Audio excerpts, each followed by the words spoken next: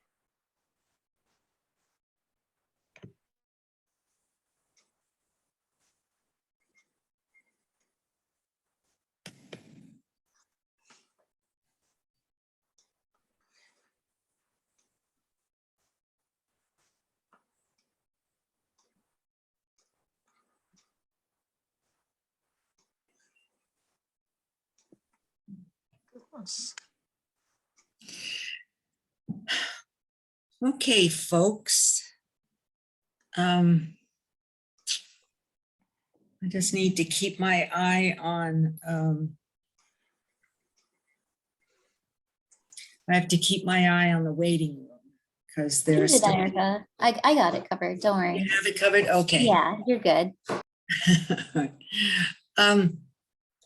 The way we have it now,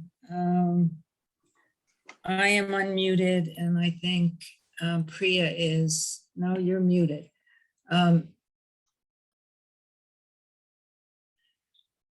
I think what we will do is if somebody wants to speak, this is not being done as a webinar.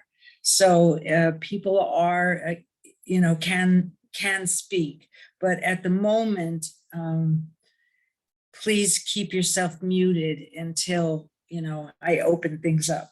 All right. But let's make sure this is being recorded. Yes, it's being recorded. I'm going to call the meeting to order. It's now 6:32. And we'll start with just some general announcements.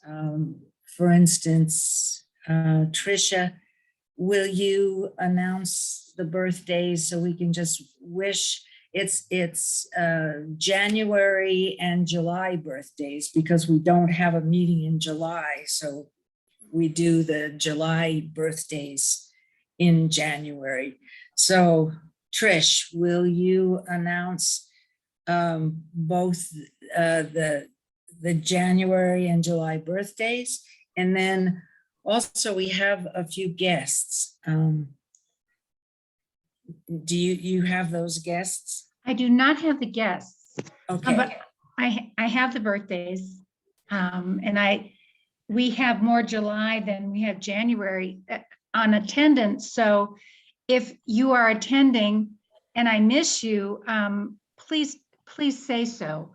But I only have Sharon Beeler as a January birthday who is attending. So if there's anyone else attending who is January, raise your hand or squeak somewhere back there so we can recognize you. We have a number of July birthdays, Ann Leonard and Kathy Schilling, Susan Wong, Barbara Simmons, Heidi Hutchinson. Happy birthday in July to you ladies. And is there anybody else that we missed? Speak up, just speak up if you unmute yourself and speak up if we missed you. Yes, say, hey, my birthday. So we get a chance to cheer for you. Okay, well, All right. we wish all those Happy people, birthday.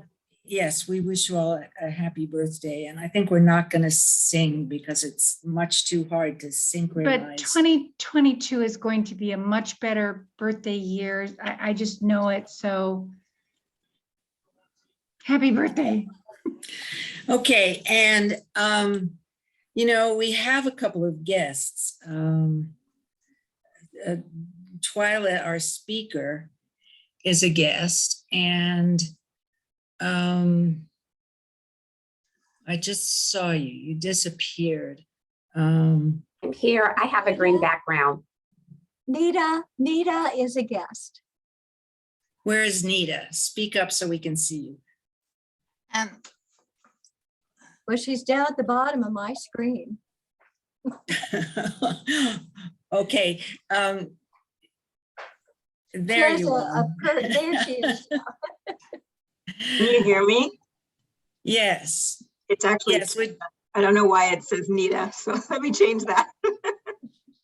What should it say? Nita. Nita. Nita. Okay. And Lynn Whitmer. Just unmute yourself and say hello. Hello, I'm here. Yes, thank you. Okay. Lynn is a guest of Marilyn Shankar, And remind me, what is your, Lynn? I am Yeah. with the Redlands Community Foundation, and I'm here to present a community grant to AAUW. So I come bearing money. Oh, Well, you know what? I think that we'll let you do that right now before Okay. we get Can on I? with. may I just introduce my guest? Okay, where are you? Oh, there you. San Phoenix, but we've lost her. She's moved on to a different San. Do you want to introduce yourself real quick? Is she's San? Oh, I think she's here. she is here, but oh, here she comes. Okay, just, Hi, I am San Phoenix. I'm in Redlands. I'm retired now, so from IBM. Yes, so she's a computer whiz to us and to our wonderful resources. And I'm sure we look forward to meeting in person with Sam. Thank you. okay. Anybody else who's a guest who I'm missing? No? Okay, Lynn, you're on. Hi. Welcome, and thank you for letting me crash your Zoom. I know that originally the plan was to meet in person tonight and for you all to have a lovely meal together at Casa Loma Room, but this darn COVID just keeps popping back. I come on behalf tonight of the Redlands Community Foundation. And if you are not familiar with who we are, I hope you are, but if not, for 20 years now, we've been working in partnership with many people in town and supporting nonprofits that are really making a difference in our community. Each year we give out community impact grants, and this year I'm here to present one to you guys. As our foundation grows, so does our ability to give back. We now are just shy of about $8 million under investment with the people that hold funds with us.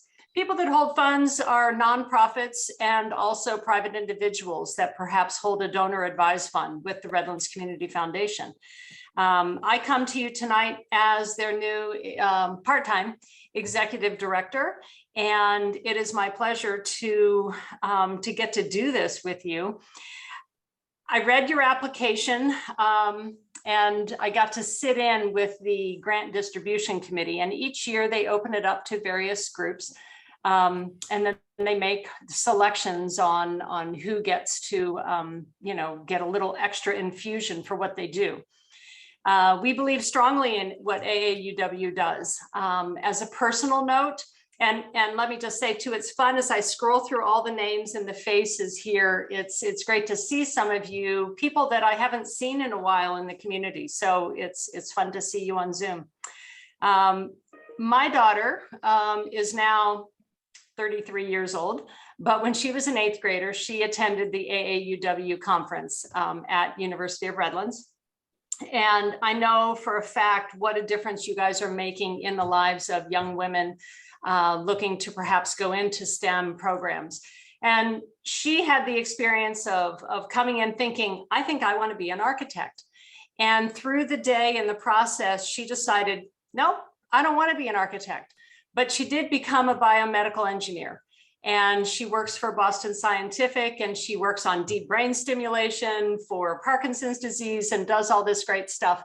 And in many ways, I thank you for the opportunity to give these young girls a chance to come in and talk with professionals that are in the business, find out what is it really like to be a doctor? What is it really like to be an architect or an engineer or a biologist or a science teacher or what have you? So what you're doing does matter. And I know that last year was particularly hard during COVID. And we appreciate that you were able to do some things remotely. I'm hoping very deeply that you get to do it in person this year.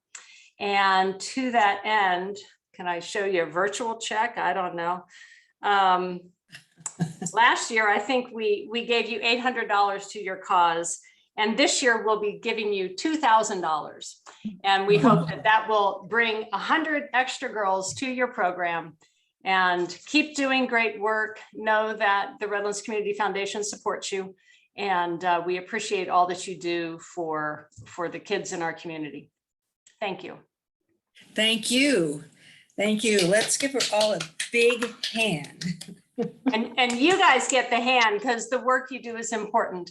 The check will be in the mail. Obviously, it's been cut and it will be sent off. I think we've got to, it's going to Marilyn's house. Okay. Okay. Thank you very much. Thank you. Okay. Thanks for letting me crash your party. You're welcome. And I hope you'll stay and listen to our speaker and stay for the rest of the meeting. But Erica, may I say something? who is I? Catherine, Marilyn asked me to come because she wasn't able to make it tonight. Okay. And Lynn, I just want to tell you, I am the chair of the STEM Initiatives Committee now, and there are several committee members here at the meeting, and we are just gobsmacked. Thank you so much for your generous gift. You're welcome. And you know, the gift of telling us about your own daughter and what it meant to her is also very important to us, because hearing, having the support of the Community Foundation represents the support of the community, and hearing about your daughter is just the icing on the cake. Thank you so much. Well, you're very welcome. And it's a genuine story from the heart. I even remember the day, and she came home and she says, yeah, I decided that's not what I want to do. But she says, I think I want to, you know, and you know, it was a good day. It was a good day for her. Anyway, thank you all. Thank you for doing what you're doing, and I'll stick around as long as I can. Thank before you. my other day job calls me back to the computer. Okay. Sharon Beeler, are you around? Can you unmute? I know you said you were having trouble unmuting. Now I'm okay. Yes. Can you hear me? Yes. Thank you. Yes, we can. You have a guest, another guest to introduce. Yes, we had someone come in on Google Voice this morning, and her name is Angela Fiedler, and she's a public health nurse. Angela, I don't know if you're with us right at the moment. You were going to sign on, but she's interested in our chapter. She's been reading our website, and she's very interested in the work that we do, and she's decided that she might want to join us. So tonight was going to be her first night. I hope that she's with us. I can't tell. Are you with us, Angela? Can you unmute, Angela, if you are? I'm looking for her. I don't see her. Okay, well, maybe she didn't make it then after all. So anyway, we might have a new member coming to join us. Okay, great. Very good. Thank you. All right. So we have guests and birthdays, and the next thing is going to be the thought for the month. So Deb Sibley, are you there? I am here. Can you hear me? Yes, we can hear you. Okay. Well, welcome everyone. I originally put together this thought for the day in conjunction with our meeting on climate change, but I think it's still very relevant. I think the thought is still very relevant. We continue to deal with the effects of the pandemic. We're back at Zoom. Some of us are isolating, and some of us find that discouraging. So I think now more than ever, it's important that we take care of our physical, emotional, and spiritual well-being. And I have a technique I want to share with you. I'm going to suggest that a technique available to all of us, and it has been proven to elevate our spirits, our emotions, and our physical health, and that is to get out in nature.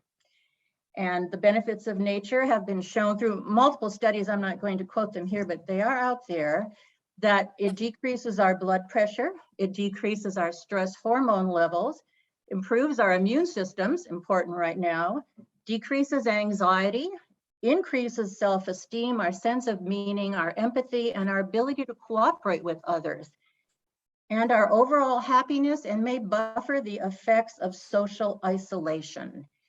I think all of those being important needs right now for all of us.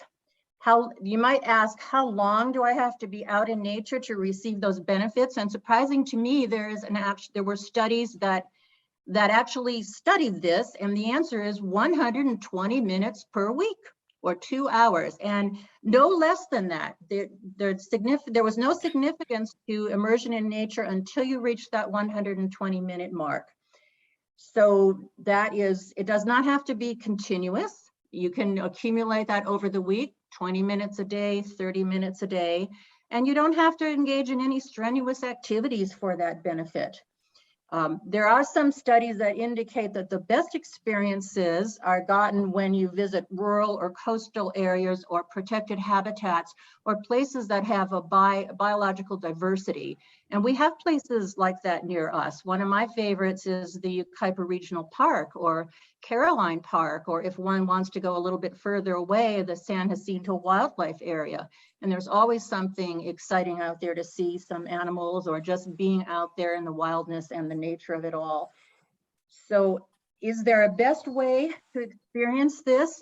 Most of the studies concentrated on visual experiences, but the best way is to immerse yourself by both smelling, listening, and using all of your senses, the best way that you can engage those. And I know personally, I took a course on identifying birds in my backyard, bird song. You were supposed to learn the birds through their songs.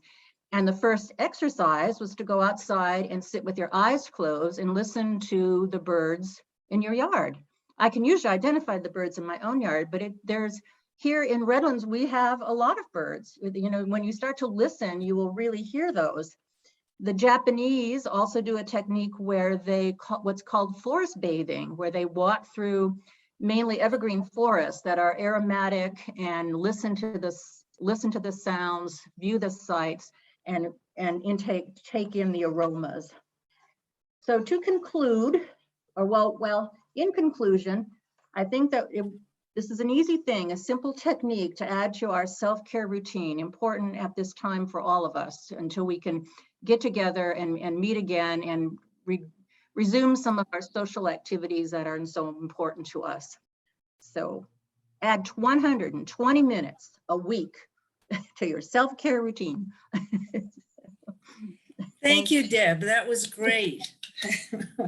Much appreciated. And you know that we have a hiking group, and that's one way of doing it, you know, because that usually is about, you know, at least 60 minutes once a month, but it is a good way to start. So I used to feel guilty sitting in my backyard just listening and watching the palm trees sway. I was calling it mindfulness, but now I'm just going to call it my dose of nature therapies.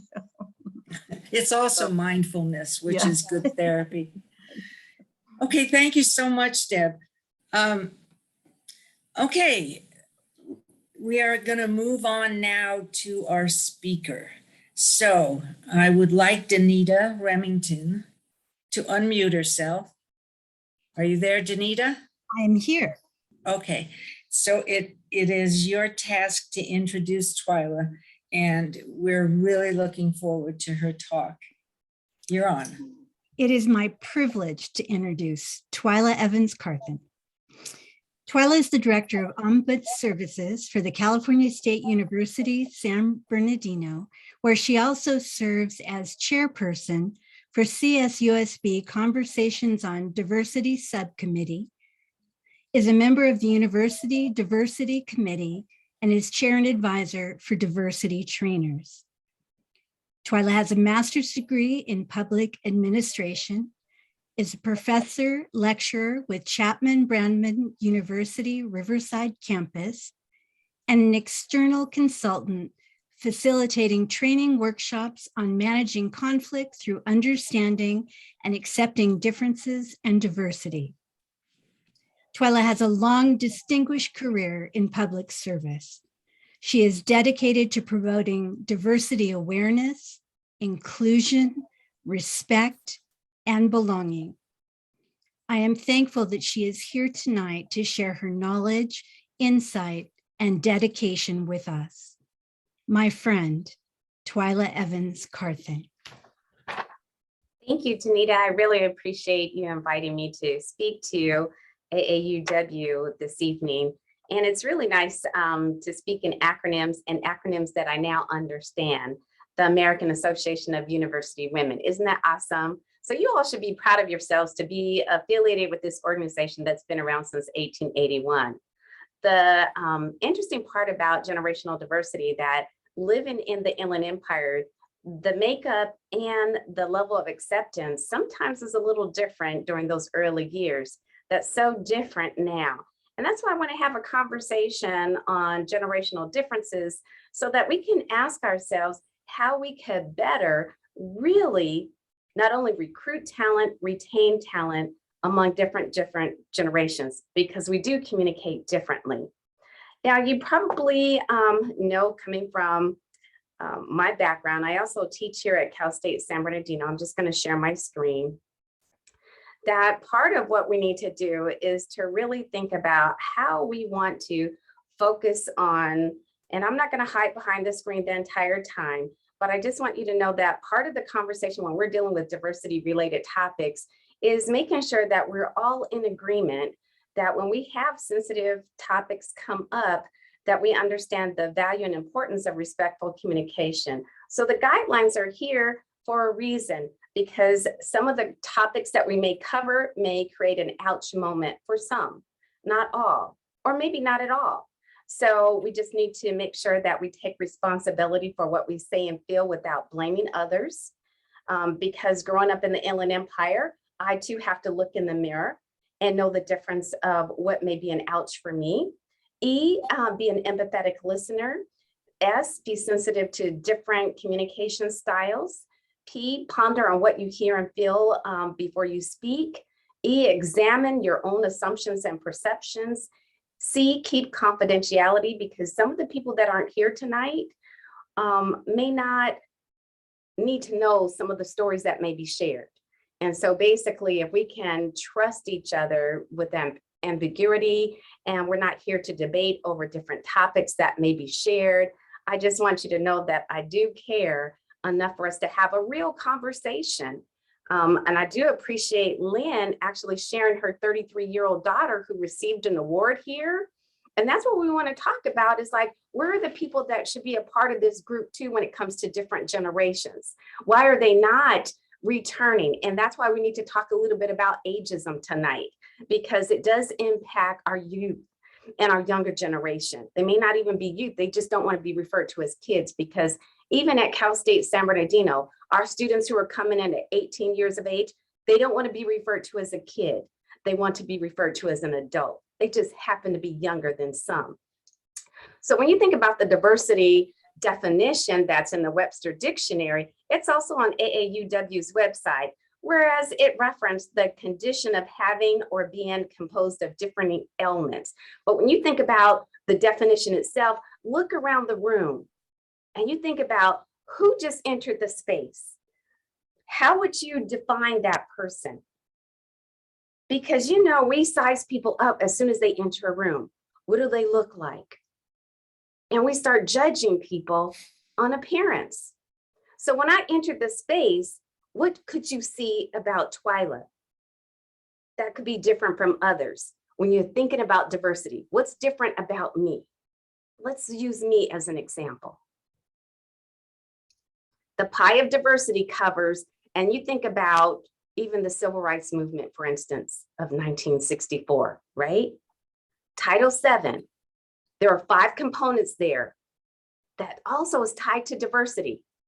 And I'm taking you back a little bit when Dr. Martin Luther King was moving for a moment. So what was the very first topic that was covered under the protected groups?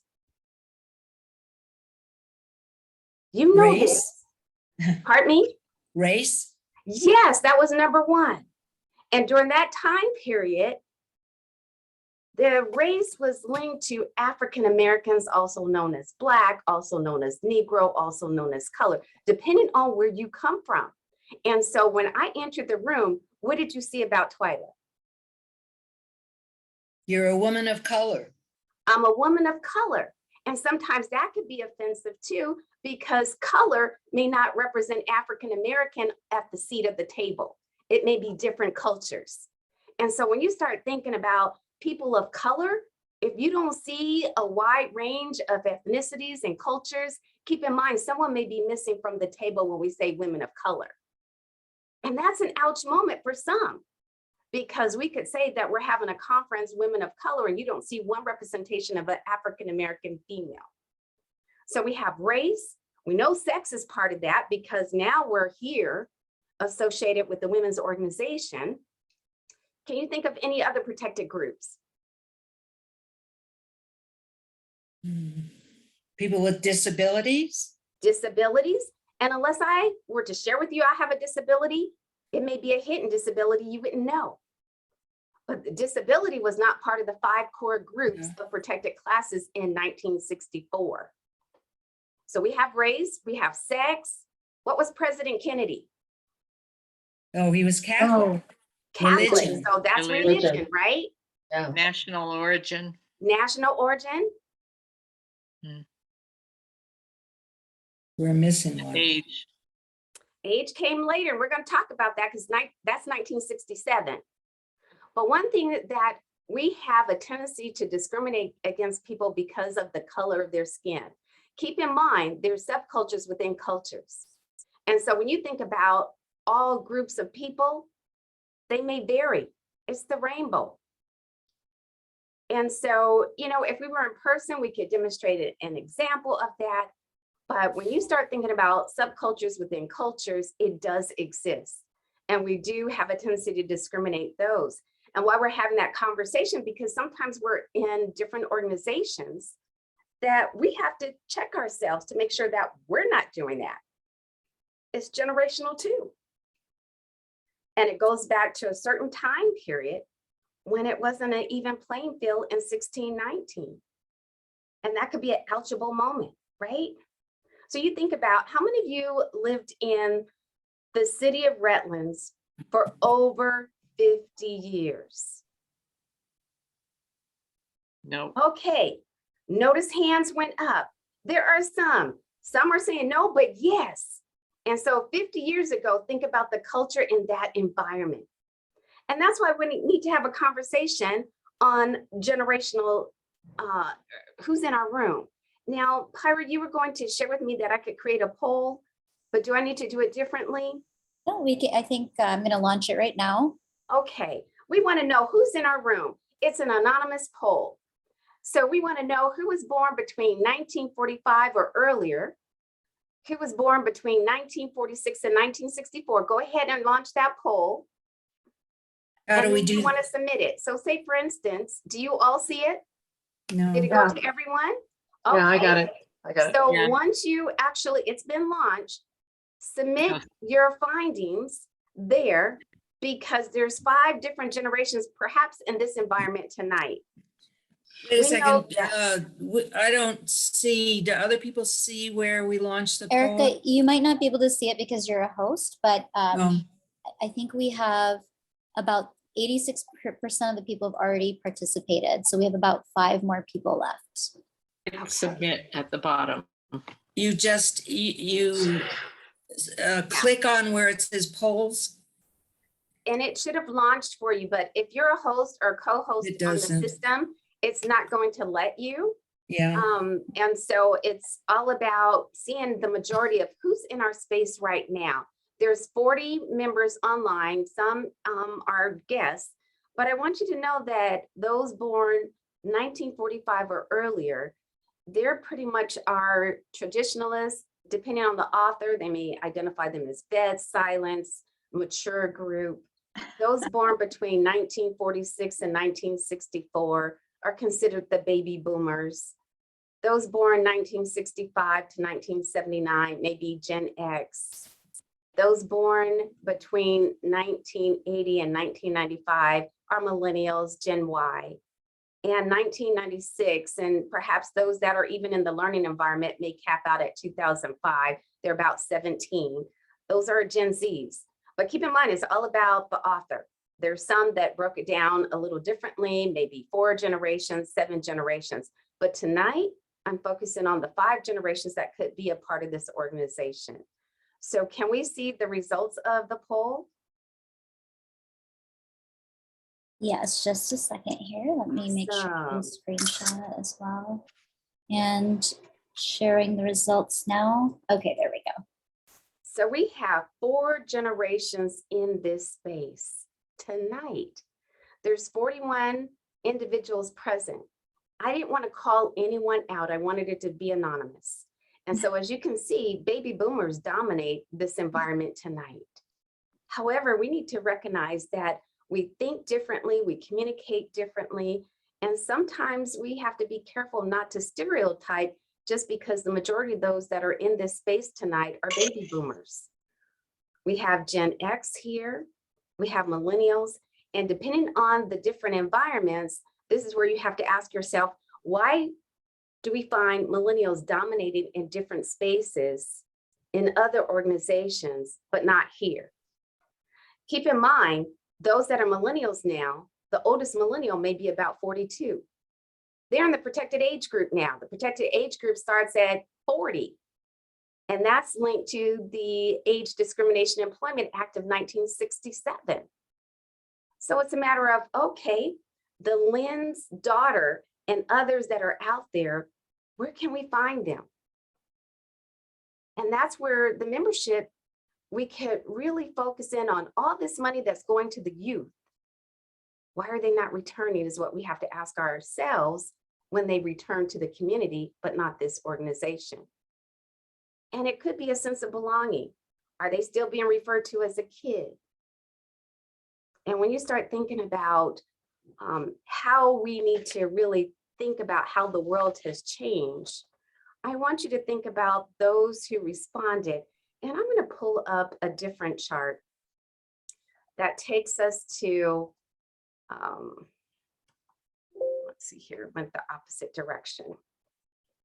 Dimensions, let's see here. You probably can't see it because I didn't share my screen fully. So let me just go back there.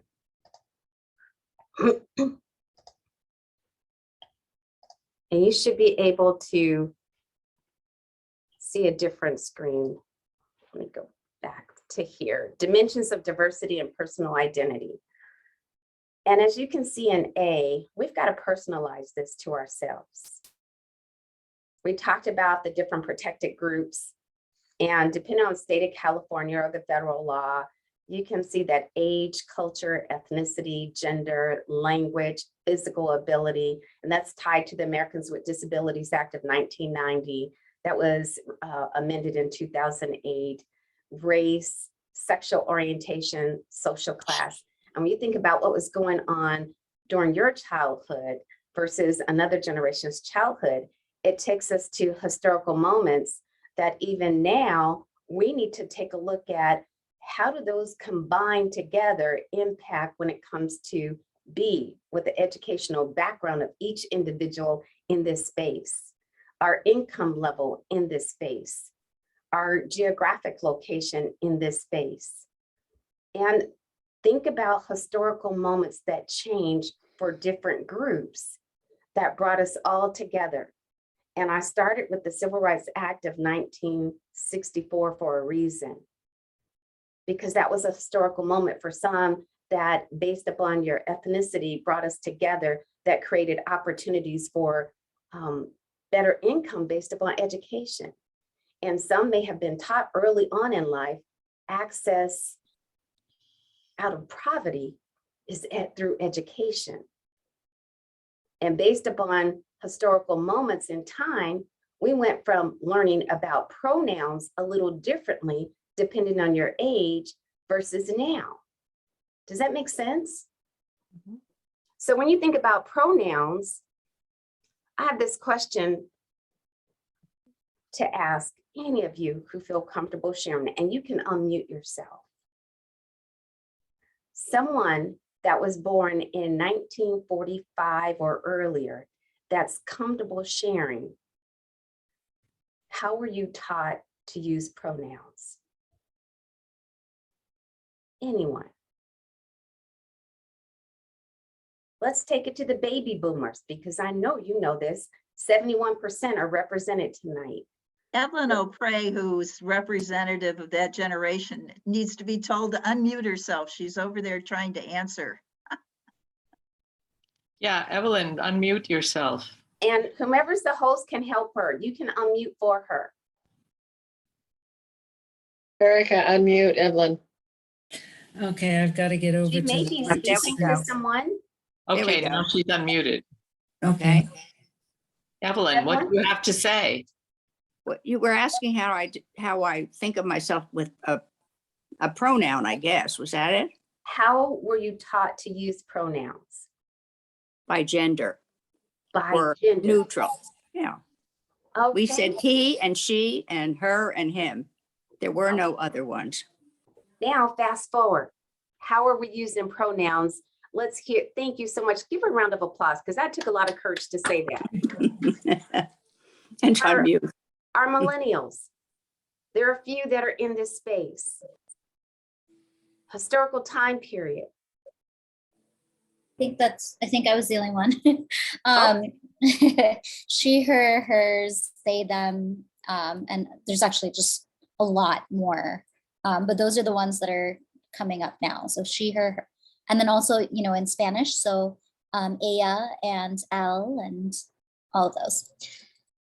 Thank you. Thank you. Let's give Priya a round of applause.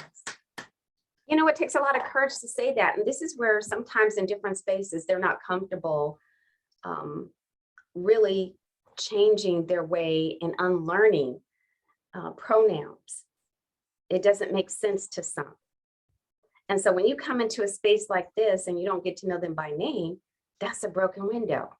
How many of you can actually say you have a true relationship with 5 members on the screen right now? Have a true relationship? A true relationship. People I know by name, you mean, and I And recognize.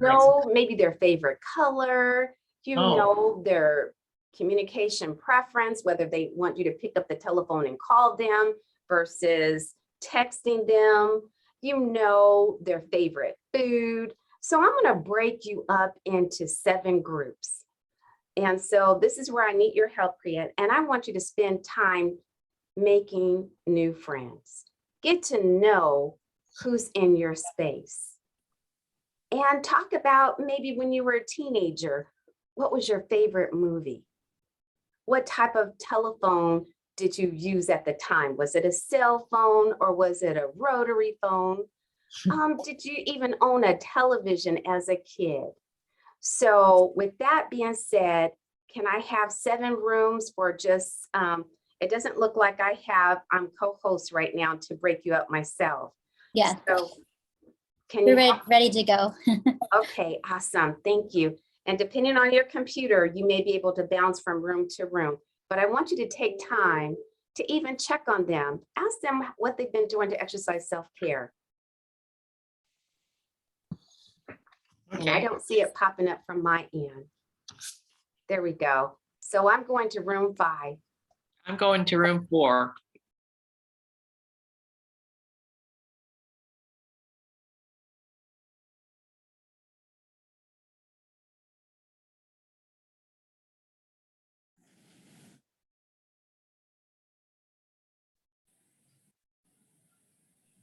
Does anybody else need help going into their rooms? You should see a little button that says join breakout room.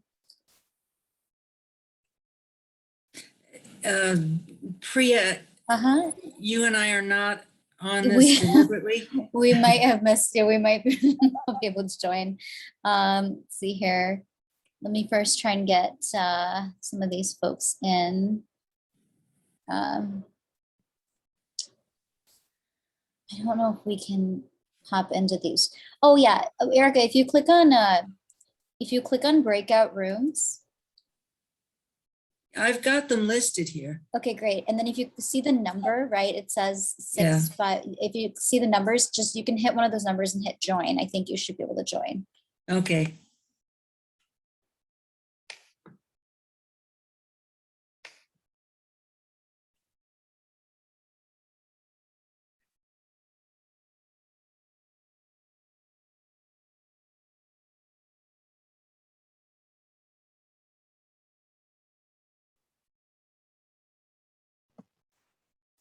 All right, Priya, I think I need to go to room 6. Okay, do you have the option to do that by yourself? Let Let's me, see. I don't think says please wait to be assigned. Okay. Oh, there you are. Okay, so I'm gonna assign you to room 6. Thank you. There you go.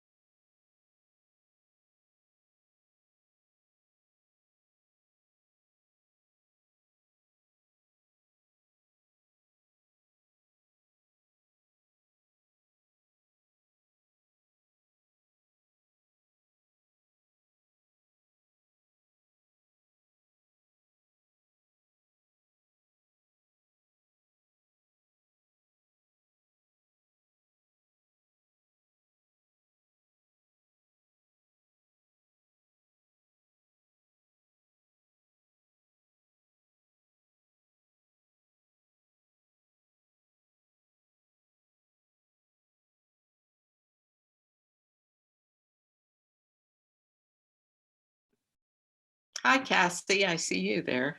I'm glad it looks like Hi, everyone's Ellen. back. And so we had 7 breakout rooms.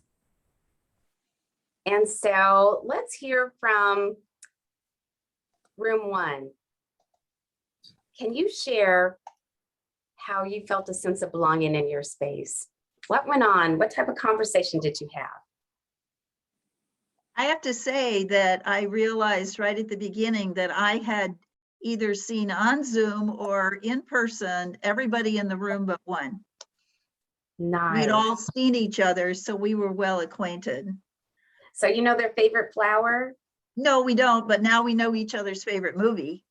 Good. So you have something in common. So let's give team 1 a round of applause. So let's hear from room 2.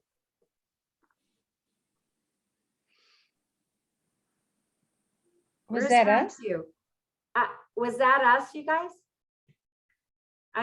We don't know. Rita could probably see from. We were room 2, and Okay, so room 2, we just took your things, all of them, and we did movie, telephone, TV, self-care, and food. We did favorite food. So we learned everything about everybody we didn't know what. I knew 2 of those people. I would have told you I knew them, but I didn't know one of those things about them. Isn't that interesting? Yes. Yeah. Yeah. We just need to spend more time together, right? Oh, I liked that. That was fun. Awesome. Let's give room 2 a round of applause.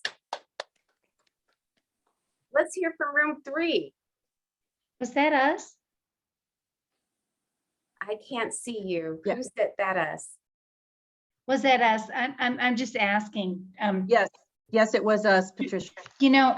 We must have been a group of youngest children or something because we didn't really follow your directions.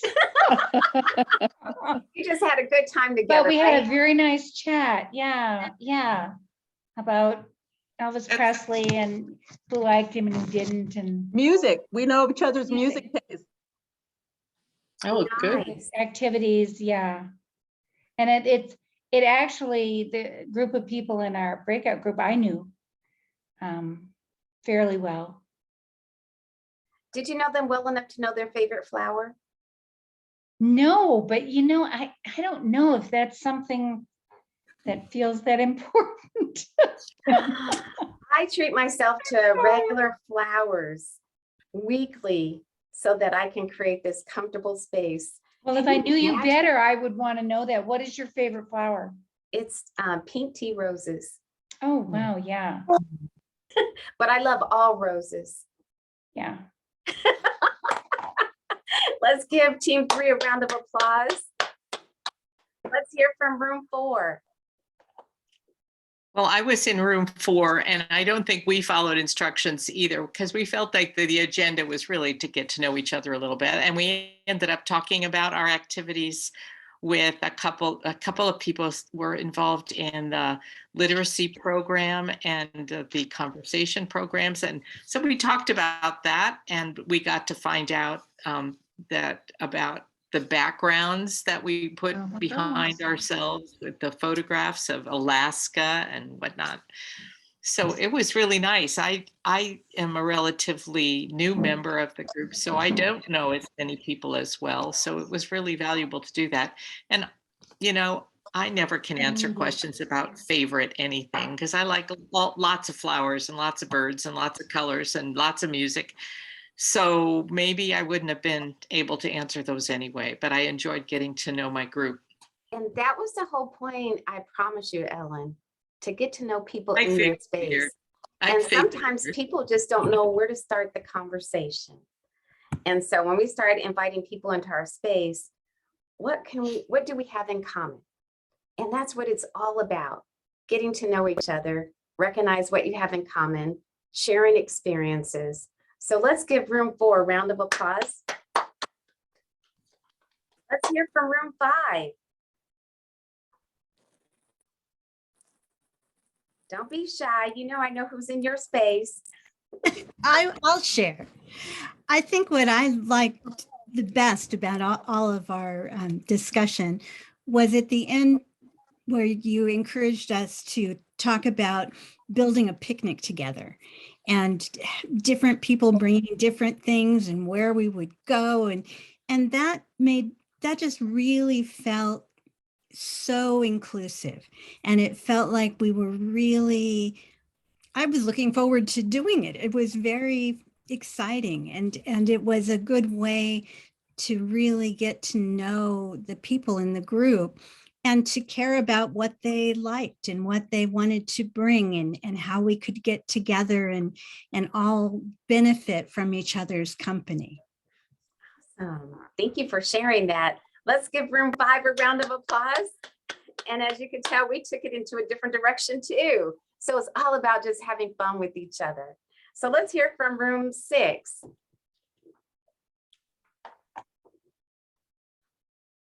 Lorna, was that us?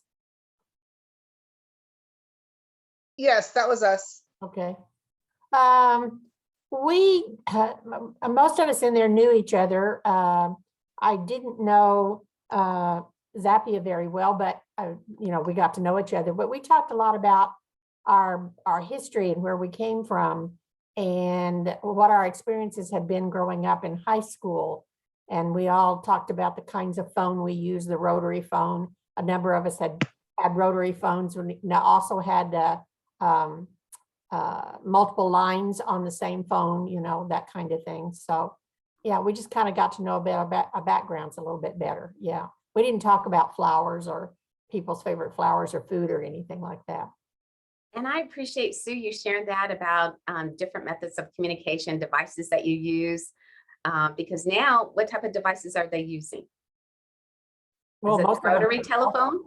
It's We a don't- cell phone, Yeah. smartphone, touch tone. Yeah. So You never know if they're going to do Instagram or chat or Yeah. text, or you don't know how to communicate with people. WhatsApp. exactly. And so I appreciate you sharing that because we all from different generations have different communication styles. And when we invite people into our space, we need to educate them what we've experienced in the past, where we're at today, so that at least everyone will know their preferred style of communicating. So let's give room 6 a round of applause. Yay! How about room 7? I'd like to speak. because I was most interested in the topics you gave us to ask about.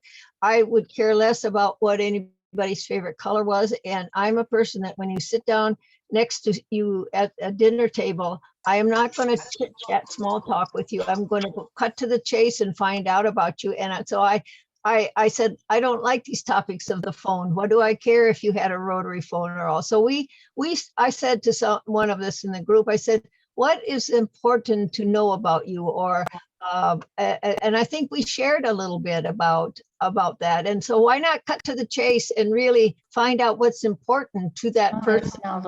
And, I think it comes from interviewing. You don't, my job, you don't waste time on it. You just get to the point you want. So. I appreciate you sharing No, that, Nelda. she's tough. And Nelda, were you part of team 7, room 7? 7. Yes, let's give room 7 a round of applause. Thank you. And this is where Nelda really shared something insightful. When you're working with different generations and you'd like to increase millennials returning to, or even joining AAUW, what would be of interest to them? And how will there be a sense of belonging? Finding a way to not only recruit, we need to be able to retain. And it's all about all the topics that we talked about at value. It's the same as creating a salad, a beautiful salad of different generations bringing ideas together. And when you think about ageism, we've got to think about going beyond looking at those that are younger or older as if they don't have anything to say. Everyone has something valuable to say and to really enhance the Redlands branch. Looking at the national level, the state level, and now the local level with the branches. In Redlands, this is where I see that there could be an opportunity there if we could figure out how to recruit some of the former young people who were awarded money, because it's their opportunity to give back. And when they're not present and they're only paying dues, but they're not present, this is where we have to find out, why are they not present? What's not holding their attention? And what can we do differently? So as we think about dealing with stereotypes and perceptions, let's think about just creating a sense of belonging. And so when you think about a sense of belonging, just remember that it starts with us creating that space for them, but we've got to be that nice person to invite them into our space. So with that being said, I just want you to know that AAW does have different workshops that are going on. I know I probably went over my time. I wanted to share with you that there's some opportunities for you to think about joining. And let me see if this is the page, the toolkit of upcoming workshops that you may want to take advantage of. There's a webinar on allyship. That's January 27th. Intersectionality. The term itself was coined by Kimberly. It's not Kimberly. Oh, I can't think of Kimberly's last name. Crenshaw, Kimberly Crenshaw. See, Ellen, I knew you would know. Someone would know. So thank you, Kimberly Crenshaw. That was a quiz. I didn't pay her to do that. I just really had a hiccup with my brain. And then if you think about social justice, creating change, that's May 26th. So some of the different workshops linked to diversity, AAUW is already offering. And at the local level, just keep doing what you're doing. Find a way to recruit and retain talent among different generations. So with that being said, do you have any questions over anything that we talked about tonight? I have a question. Yes. Knowing my daughters are millennials, and so I think a challenge for our organization in trying to bring in at least that age bracket is that those people are extremely busy with career and family and generally don't feel they have the time to join an organization like AAUW. And I wonder if you have any thoughts about that. Well, I'll tell you a little secret, Stephanie. It comes from passion. My daughter is 34. Her name is Dr. Megan D. Carthen Jackson. She's the president of our sorority chapter in Temecula, North County, San Diego. I'm in the Inland Empire, and sometimes your kids model behavior. So I used to be the president for the local chapter, and we had over 100 members then. It comes from really just bringing her in. Everyone's busy. That's what we do. You help each other. You service all mankind. You work hard, you play hard, just like you go to the different conferences. And so the advice I would give to you is that she may need to invite some friends to be there. Those that are in different generations like to see more people that look like them, not just by the color of their skin, but also their age bracket.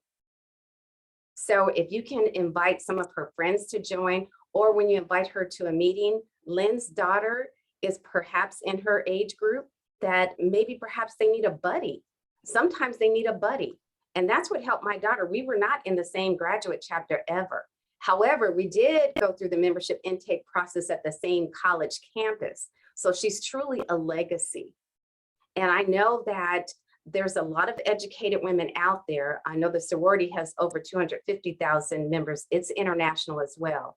This is nationwide, it's national with 170 members.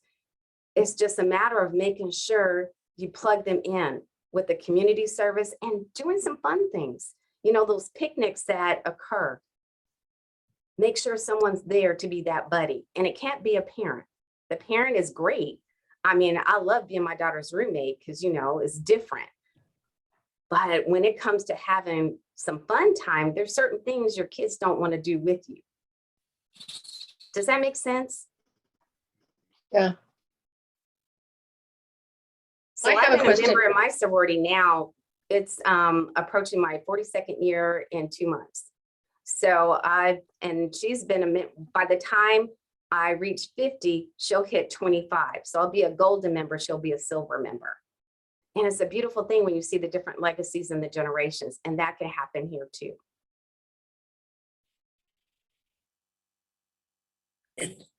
Thank you.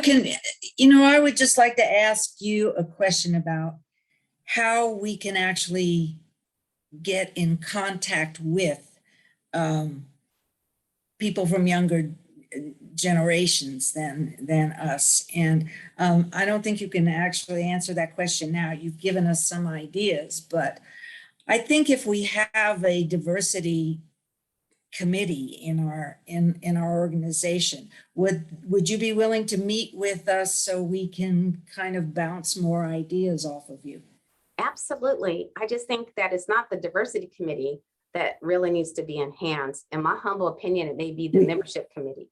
Right. So Okay. Right. the committee chair, the membership may have a chair. This is where you have to ask yourself, how large is that committee? Because they do the outreach. Mm-hmm. And that'll hit the targets of the diverse population of people, including at the college campuses. Mm-hmm. There's different clubs and organizations that may be able to be integrated into this organization. Thanks for coming, Lynn. I'm glad you were able to pop in and maybe encourage your daughter to join. Right. She lives out of the area, but there could be a chapter where she's at. So exactly. Yeah. Tell her, look up a chapter. That's right. That's right. Anyway, thank you all. Sorry to have to run. I've got to actually call a client at about 8 o'clock. So I got to put my head together. Talk to you all later. Okay, Take thank care. you, Lynn. Congrats again. We look forward to hearing how you all get your program off the ground again, and hopefully with masks or whatever, but we'll get it done. Take care. Bye. Thank you. Mhm. Are there any other questions? I had one I'd like to ask if there's time. My name's Eileen. Hi, Eileen. Hi there. I've so enjoyed your presentation. So I'm wondering, I keep thinking about the fact I have daughters that are early 40s, and one especially would just so enjoy this organization. As her mom, I am hesitant to invite her to join me. It's kind of my thing, but I really feel, I'm just wondering if you have found, if it's harder for younger people to become assimilated into this kind of organization, or if it's harder for older members to accept them in. Does that make sense? Absolutely, because they need to still feel a sense of belonging. Their Yeah. ideas do matter. Their suggestions do matter. If they're silenced, they're not going to feel a sense of belonging. If their ideas are embraced and they have an opportunity to see those ideas implemented, they'll feel as if they are being empowered to become a leader of even this branch.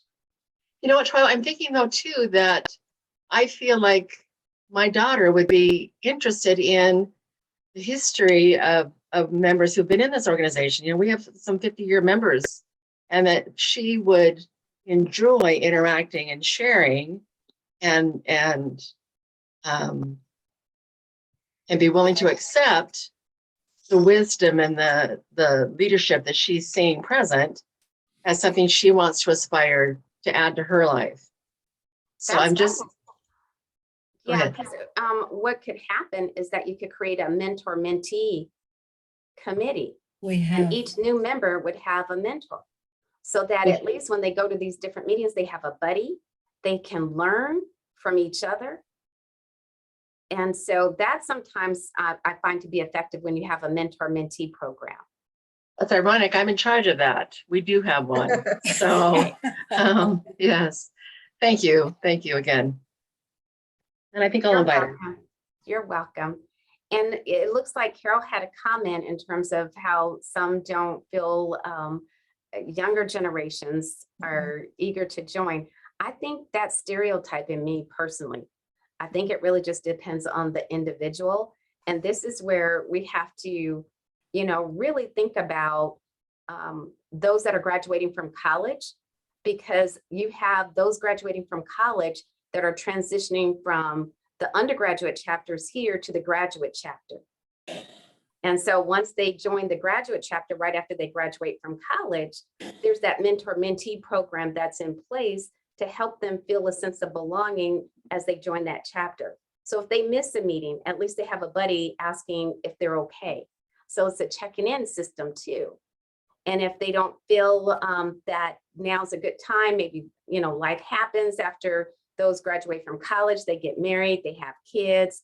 Well, that's where it's like, okay, well, maybe there's a different approach that we could take to make sure that they could still be a part of the organization, including needing babysitters.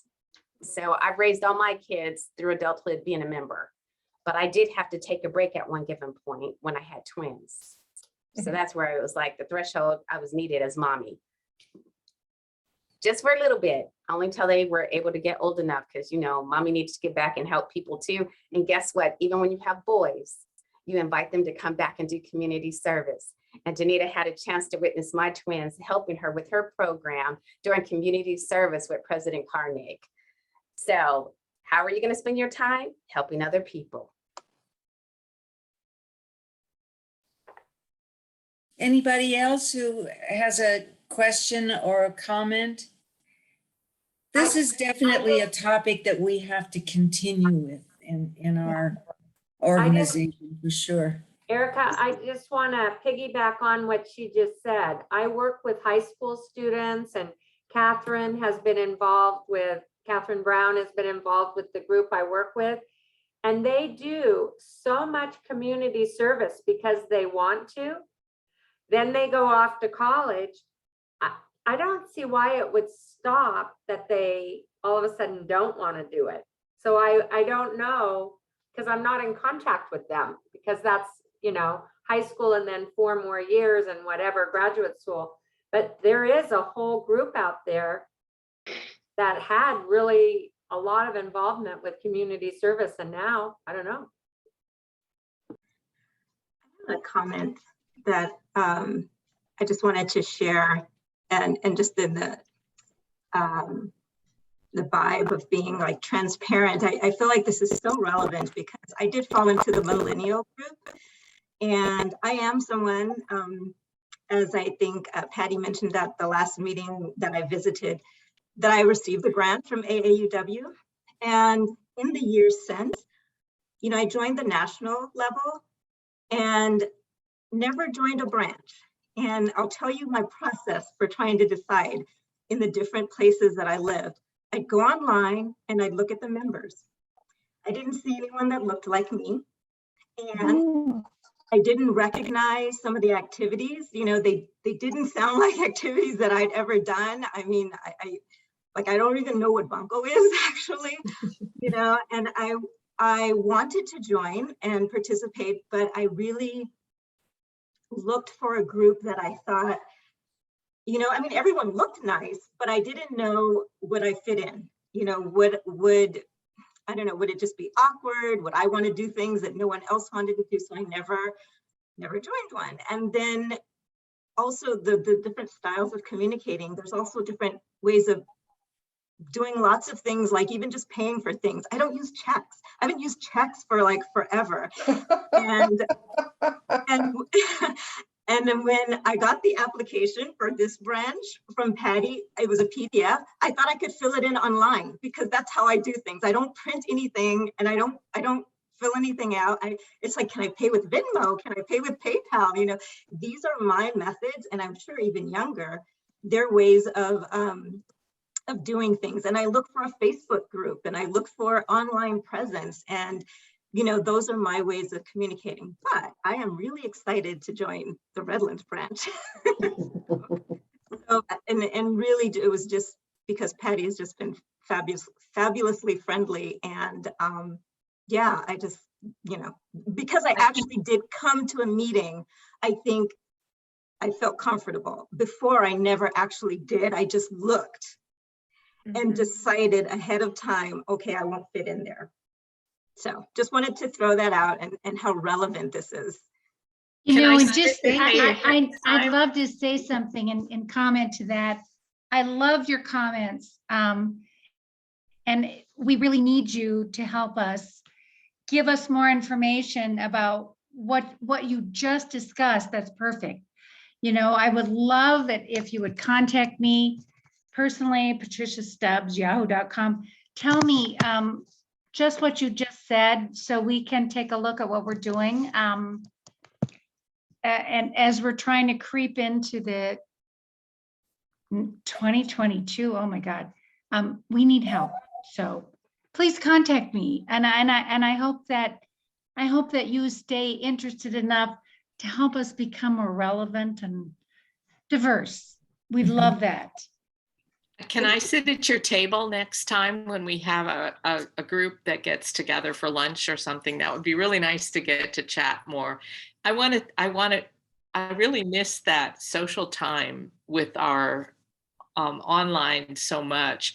And I think that we all have to work really hard to overcome that. And having you mention things like how you pay, how you communicate, whether we have an online, I mean, I think those are really valuable. And so I do hope you contact Patricia and all the rest of us to get us up to speed. But the pressure's not all on you, it's on us too. Well, we're working on it. Yeah, good. Are there any more questions or comments? Or this has been a terrific meeting. I want to thank you, Twyla, for, you know, facilitating it and getting us talking about things in the way you did. It was wonderful. But we do have to, it's 10 minutes to 8, so we do have to wrap up. I think that there are probably a lot of us who will continue talking about this kind of thing, you know, either just getting together socially if and when we can ever go out again, or you know, at some of our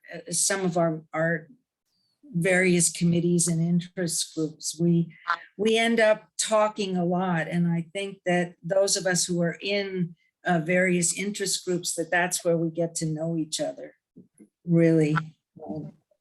So, and it's not all bunco and bridge.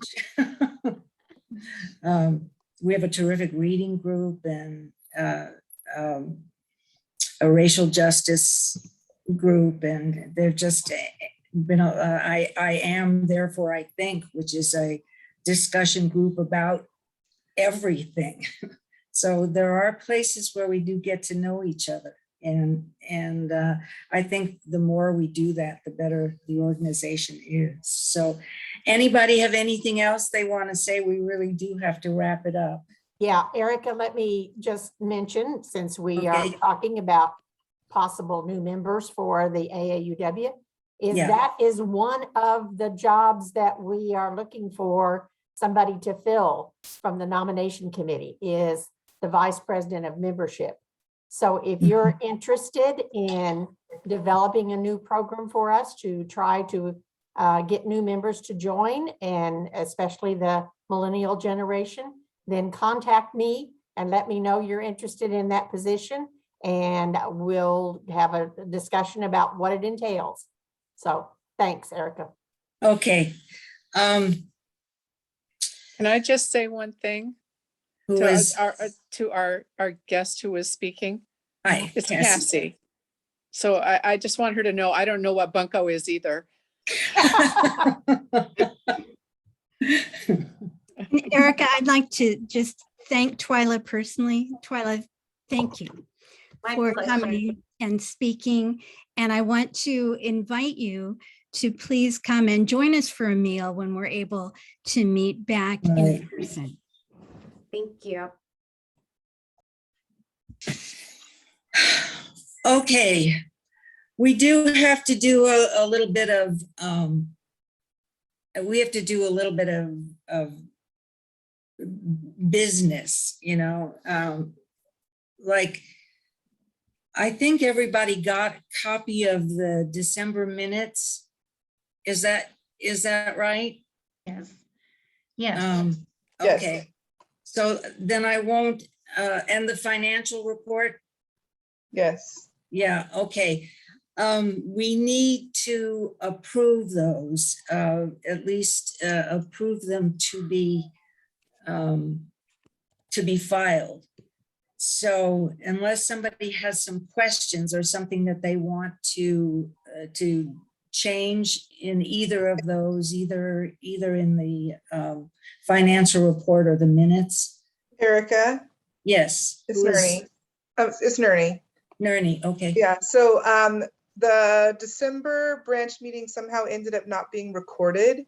So I had the agenda and sort of the newsletter to go on to sort of rebuild the minutes. I was not there. That's the one meeting I missed, and I wasn't there. So and the recording, we thought there would be recording. So if you made an announcement or generated any old, talked about any old or new business, just shoot me that and I will amend the minutes and we can take a look at them at our February meeting if we need to. If it's not, then I can just amend them and say there was no old or new business or announcements. But if you remember that you made an announcement or brought something up for discussion, please shoot me an email and I will fill in those gaps. The rest of it was fine, but that one section we didn't have recorded, so there was no way to really remember or know what was said. Okay, you talked with Tricia about this, didn't you? Yes, we did. Yeah. She was running that meeting, so I can't. Yeah, we did. We talked about it, and there just wasn't a recording, and it's hard. You can't recreate something that in hindsight sometimes. So just send me the information that you have if you have it, and I will be more than happy to change that, change the minutes to reflect that. And I don't believe that, I don't believe there was any business. I think we were in the business of enjoying, and nobody brought anything up, and old or new. So. Okay. Yeah, no, there was some technical difficulty and we weren't able. No, yeah, we did not record it because the university missed that somehow. But yeah, for Nerney, there wasn't any business. Okay, so do I want to entertain a motion? Somebody want to make a motion to accept the minutes? I move we accept the minutes. Okay, any second? Second. Okay. All those in favor of accepting it, just, raise your hand either live or go in the, the reaction button and, okay, anybody opposed? All right, the motion carries and the minutes will be filed. Now the financial report, that's a little bit harder because it is in such detail. I want to tell Ellen Weiss that the job that she's done with the financial reports has been extraordinary, because they're in great detail, almost more detail than we can all digest. But Thank you. can I entertain a motion to accept the financial? I mean, I've gone over it. I don't know if the exact figures are correct. That there's no way I have to trust that Ellen has got the figures correct, but it's really quite a piece of work, all of the financial reports. So do I have a motion to accept the financial reports? Erica, you don't need a motion. You don't need a motion. All right, then we're just accepting it. The financials will be, all you need to say is the financials will be filed for review.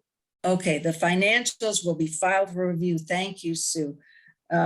Sue is our past president and also Our parliamentarian. our parliamentarian, so. Okay.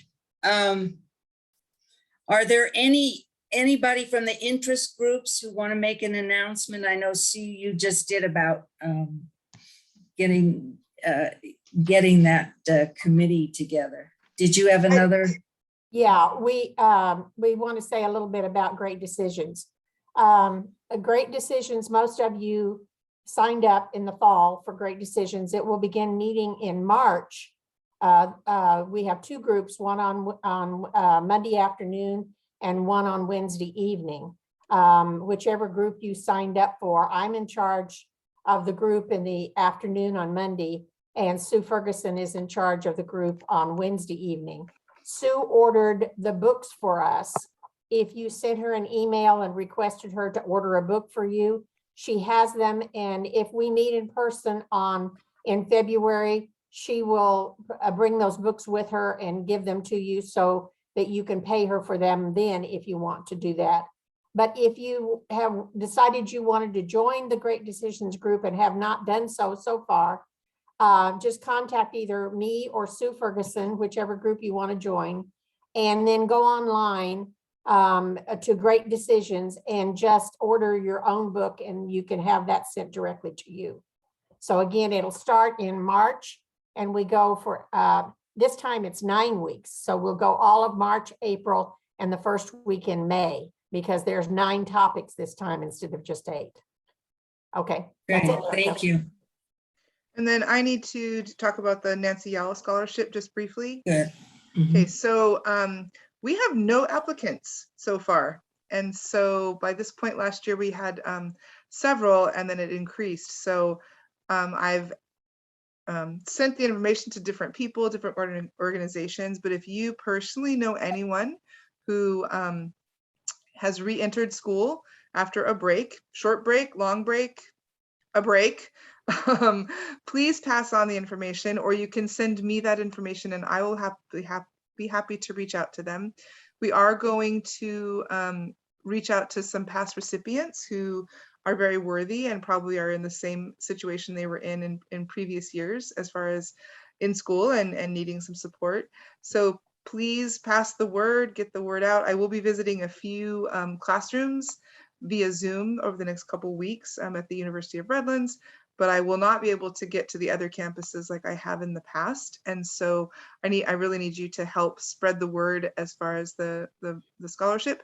For anybody who's new, the scholarship is for anyone currently enrolled in an associate's, bachelor's, or postgraduate program, and they have to have re-entered their education had to have been interrupted at some point, and then they've initiated that education. So it's a great scholarship, and it's pretty much unrestricted funds. The check actually goes to the recipient rather than to the college, so they can use it for books, resources. One of our recipients last year literally was doing her math on a whiteboard with a dry erase marker, and she was able to buy all her supplies and buy a calculator. So it's unrestricted. So it's a nice chunk of money for to support women as they are finishing one of their degree programs. So my information, it's all in the newsletter. My information's in the book. So please reach out to me if you want me to contact someone, or if you could contact someone and have them apply. that would be awesome. Thanks. Anybody else, any other interest group that wants to make an announcement? Okay, in our breakout group, we were asked about our interests, and both Kathy Twister and I talked a little bit about the hiking group, but she is going to be leading a group on Saturday, I think it was the 22nd. And I will be leading a group on Wednesday, probably the 26th. And so it's a way of getting out in nature, you know, as Deb Sibley, Yes, Sibley 120 said, minutes. right. Well, our hikes are probably about an hour, maybe a little bit longer. So that counts for at least 1 or 2 days a month. So, okay. Anybody else? No other announcements. This has been a terrific meeting. I'm That was very fun. pleased, and thank you so much, Danita, for pulling it together. It was great. So without any more, Mary Lou, did you have an announcement? Oh, no, I'm sorry. I just was agreeing out loud. Well, it's good to see you. Okay. I was gonna say though, in our group too, with Anne, we followed the rules, and I wondered how many of us were firstborns. Well, you'll have to go back to all those people in the group and carry on the discussion. No, that's true. If you had a good experience in the breakout group, Yeah, keep that in was touch that with was those. it Keep was in touch fun. with those people. Yeah, it was great. All right. Nothing else. This meeting is adjourned at 8:04 p.m. Thanks so much. And we'll see each other around, hopefully before Thank the you, next. Erica. Bye, everybody. Thank you. Thanks. Good meeting. Thank you. Bye. Okay, bye-bye. Thanks, Anne. Bye-bye. Kenito and Gary. Kenito and Gary.